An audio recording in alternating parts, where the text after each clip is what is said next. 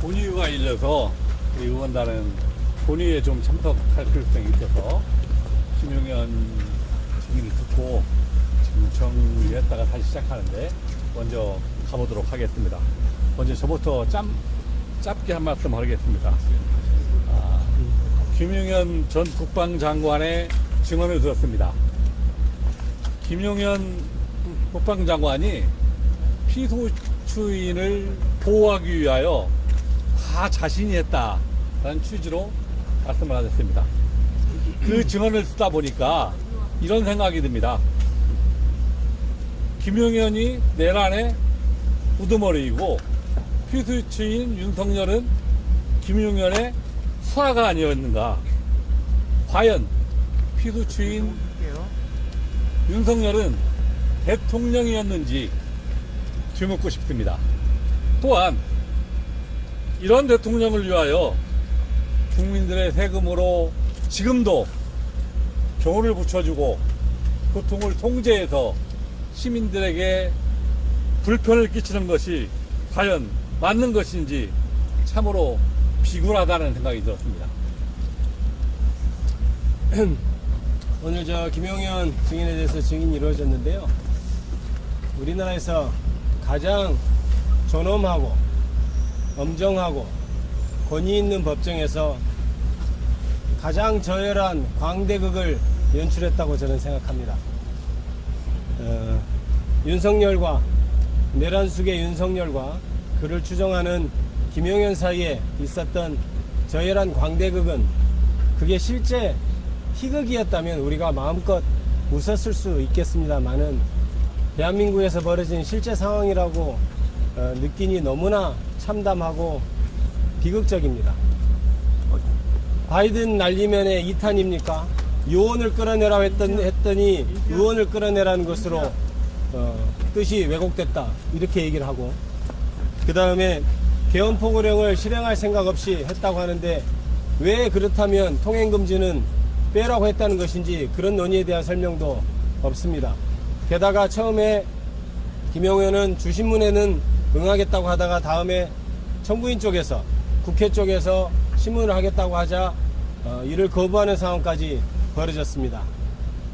피청구인 윤석열 측과 짜고 나온 것이 너무나 자명하게 드러난 상황이었다고 보겠습니다. 증거가 너무 명백하고 있었던 사실이 너무 명백함에도 불구하고 이를 뒤집기 위해서 하는 말들이기 때문에 그 자체가 코믹하고 앞뒤가 안 맞는 것입니다. 지금이라도 윤석열과 다른 그 일당들은 사실대로 명확히 얘기하고 국민께 사죄하는 것이 국론 분열을 막는, 그리고 그나마 공직자로 일했던 마지막 사명이라고 생각합니다. 감사합니다.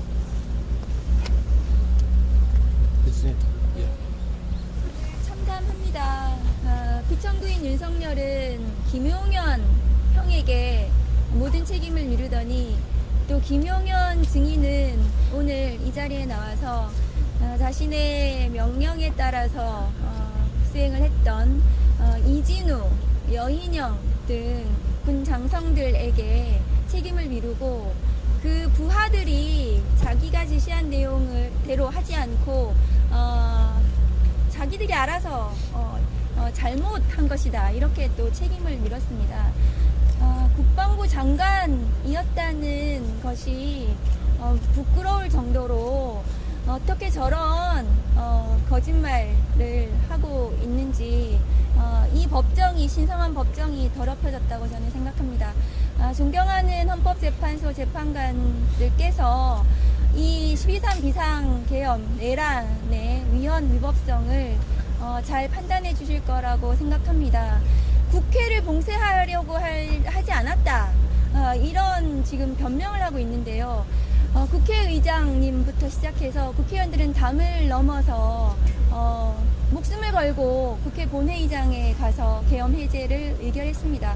오늘 피청구인은 나와서 그냥 횡설수설했다고 저는 생각합니다. 국회 봉쇄를 한 적도 없고 국민들에게 호소하려고 했다. 무엇을 호소하려고 했는지 제대로 답을 하지 않았습니다. 야당 얘기를 또 하고 또 부정선거 얘기를 또 하고 고장난 라디오처럼 비상계엄 요건에도 해당하지 않는 말들을 계속해서 자신의 정당화하는 논리로 들이밀고 있습니다. 존경하는 국민들께서도 이 역사의 현장을 낱낱이 보시고 이 참담함을 같이 느끼셨을 거라고 저는 생각합니다. 국회 소추단의 일원으로서 앞으로 남은 재판, 남은 증인들에 대해서도 이 비상계엄의 실체, 위헌 위법성을 낱낱이 국민들께 밝혀드리겠습니다. 네, 오늘 참으로 부끄럽습니다. 30년간 검사장을 했고 또 대통령까지 지낸 사람이 국민들께 사과는커녕 이렇게 횡설수설 변명을 해대는 걸 보고 저뿐만 아니라 많은 국민들께서 분노하셨을 거라 생각합니다. 어제 국회 내란 진상규명 국조청문회에서 홍장원 국정원 차장이 분명히 말했습니다. 윤석열이 정치인들을 다 잡아들이고 싹 다 정리해라 이렇게 구체적으로 증언을 했고 더군다나 12월 3일 저녁 10시 53분에 전화를 했다고 시간까지 공개했습니다. 나머지 사령관의 실제 행위자들이 거짓말할 이유가 없습니다. 오직 윤석열만 처벌과 파면을 면하기 위해서 꼼수를 부리고 있는 것입니다. 이제 윤석열이 갈 길은 딱 한 가지입니다. 역사 앞에 국민 앞에 사죄하고 헌법재판소로부터 대통령직을 파면하는 길이 거길 뿐입니다. 이상입니다. 됐습니다. 예, 더 있습니다. 수고하십시오. 예.